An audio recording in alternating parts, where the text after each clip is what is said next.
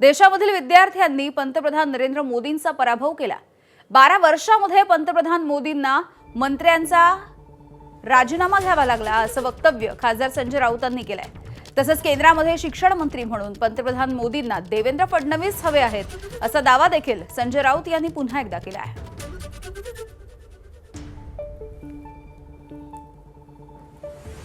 या देशात जी राजकीय उलथापालथ झाली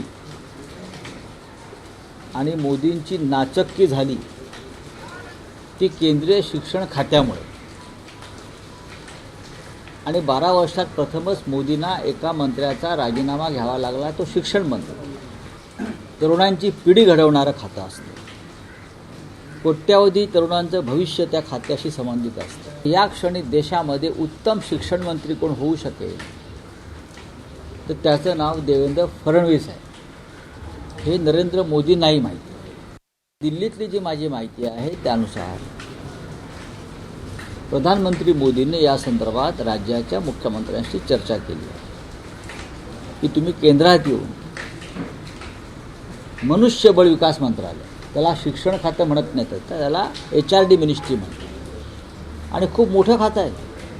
पहिल्या 5 खात्यांमधलं ते खातं आहे, डिपार्टमेंट आहे। मनुष्यबळ विकास खात्याचं जबाबदारी आपण घ्यावी अशी त्यांना मोदींनी सूचना केलेली आहे। ही माझी माहिती आहे। कोणी कितीही इन्कार केला तरी माझी माहिती पक्की आहे। ABP माझा, उघडा डोळे बघा नीट।